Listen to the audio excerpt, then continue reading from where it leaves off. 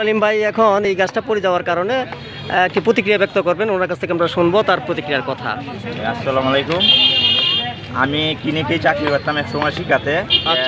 আমি ধরেন এখানে প্রায় 1.5 বছর এখানে কাজ করছি, শিখাতে কাজ করছিলাম। এখন চাকরি করি না, অবশ্যই ছেড়ে দিচ্ছি। তা আমি এখানে মাইক্রো চালাইছি, মাইক্রো স্ট্যান্ডে অনেক দিন।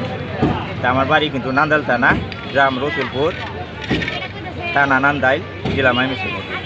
এখানে কিছু আমি ছোটোবেলা থেকে যাওয়া আসা করি। যখন আমার মুরগির কামা ছিল তখনও যাওয়া আসা করছি। এখান থেকে মালটা নিয়ে যেছি, গাড়ি দিয়ে নিয়ে যেছি, এখানে আইসা দাঁড়াইছি, বোতলা দাঁড়াই আইসা লোকগুলা নিয়ে যেছি। ঠিক আছে, তো অনেক দিন আমরা এখানে ছোটোবেলা থেকেই প্রায় 35 বছর থেকে আমরা যাওয়া আসা করি শহরের ভিতরে। শহর থেকেই মাল নিয়ে যাই।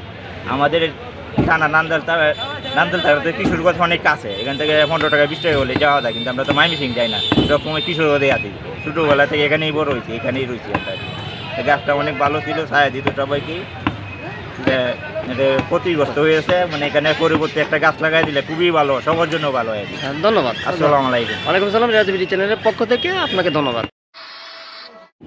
কিশোরগঞ্জ পৌর ইজি বাইকের সভাপতি মোহাম্মদ সাইমুদ্দিন ভাই কথা বলবেন। এই গাছটা পড়ে যাওয়ায় ওনার প্রতিক্রিয়া ব্যক্ত করবেন।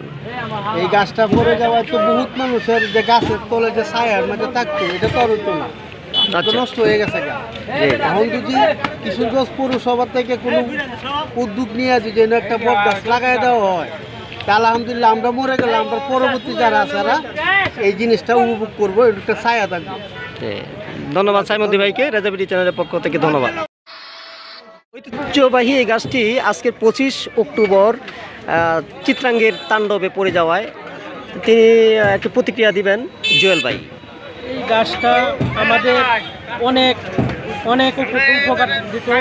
আমরা ছায়া এই সময় আড্ডা মারতাম, আমরা খুবই আরাম পাইতাম এটার ছায়ার তলে বসা। এখন গাছটা পড়ে যাওয়াতে আমরা একটু মানে কষ্টের মধ্যে পড়ে গেলাম আর কি। ধন্যবাদ রাজাবিডি চ্যানেলের পক্ষ থেকে আপনাদের ধন্যবাদ। মাজারুল ইসলাম ভাই এই গাছ পতিত হওয়ায় এবং চিত্রাঙ্গের তাণ্ডবে পড়ে যাওয়ায় একটি প্রতিক্রিয়া ব্যক্ত করবেন। তিনি সবসময় এখানে আসা যাওয়া করতেন, তার অনুভূতি ব্যক্ত করবেন। হ্যাঁ, গাছটা বয়স তো বহুত বেশি, মনে হয় আমার বাপ দাদারাও বলতে পারে না কবে থেকে গাছটার জন্ম। মানুষের মুখের থেকে শুনতেছি যে প্রায় 200 বছরের উপরে বয়স হবে। গাছটা পড়ে যাওয়ার থেকে আমাদের মনে হয় যে কিশোরগঞ্জে যে একটা ঐতিহ্য আছে, ঐতিহ্যটা যেমন আর কি শেষ হয়ে গেছে। আর বিশেষ করে গাছটা তো মানুষের প্রচুর ছায়া দিত, এই ছায়াটাও যেমন এখন আবার পাওয়া যাবে না, এই হচ্ছে আর কথা। আর বিশেষ করে আমরা চিন্তা ভাবনা করছি যে এখানে আর একটা বট গাছ লাগানো যায়, ঐতিহ্যটা যাতে রাখতে পারি, সেই জন্য আমরা চিন্তা ভাবনা করতেছি। পরবর্তীতে এটা সরানোর পরে ধন্যবাদ। সুন্দর একটা চিন্তা ভাবনা যে এর পরবর্তীতে আর একটা গাছ আসুক এই জায়গায়, এরকম একটা ছায়া দেওক, মানুষ এই জায়গায় বটতলার নামটা থাকুক। ধন্যবাদ আপনাকে চিন্তার জন্য, প্রতিক্রিয়ার জন্য। ভাই আপনার নামটা কি? আপনি তো এই এলাকার এই লোক, প্রতিদিন দেখতেন গাছটা? প্রতিদিন গাছের জলে বসতাম, ছায়া দিত গাছটা। মায়ার গাছ, কিশোরগঞ্জের ঐতিহ্যবাহী বটতলা, এই গাছ, এই জায়গাটার নামিত করা হয়েছে বটতলা হিসাবে চিহ্নিত করা হয়েছে। সকলে মানে এক টাইমের চিন্ত যে বট গাছ, এখানে একটা বট গাছ আছে, প্রায় 200 বছরের একটা পুরানো গাছ।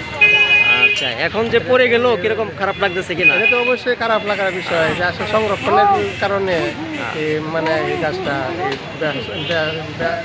এই দশা হয়েছে। আচ্ছা, ধন্যবাদ। আসলে প্রতিক্রিয়া জানানোর জন্য আপনাকে ধন্যবাদ। আপনার নাম কি? আব্দুল করিম। আপনি কত বছর ধরে এখানে পান দোকানদারি করছেন? 7-8 বছর ধরে উনি পানের দোকান নিয়ে আসতেন। এখন তো আপনার সেই ছায়া দিবে না, আপনার কিরকম লাগতেছে এই গাছটা পড়ে যাওয়ার কারণে? জি, গাছটা পড়ায় তো মানে মানুষের জনগণের ক্ষতি হয়েছে। আপনার কষ্টটা কি? আপনি তো ছায়া পাইতেন, নিচে এই ব্যবসা করতেন, এখন আপনার কষ্টটা বলেন আগে। না, আমার ইনশাআল্লাহ আল্লাহ গাছপালা দিচ্ছে, এখন তো কষ্ট হবে। মানে খারাপ লাগবে নিশ্চয়ই। আশা তো সেই বট বৃক্ষ আর পাবেন না, সেই শত শত বছরের ইতিহাস আজকেই সমাপ্তি ঘটলো। হ্যাঁ, আচ্ছা, ধন্যবাদ আপনাকে ওপিনিয়ন দেওয়ার জন্য এবং মন্তব্য দেওয়ার জন্য। মুরব্বি, ঠিক এটা কত বছর ধরে দেখতেছেন আপনারা? আচ্ছা, এখন এই কি করতেছেন? আচ্ছা, তাইলে এটা তো স্মৃতি হয়ে থাকবো অনেকদিন পর্যন্ত। আপনারা দেখতে পাচ্ছেন যে লাকড়ি বানানোর জন্য মহিলা একটি করাত নিয়ে এসেছে এবং টুকরা টুকরা করে কেটে নিয়ে যাচ্ছে।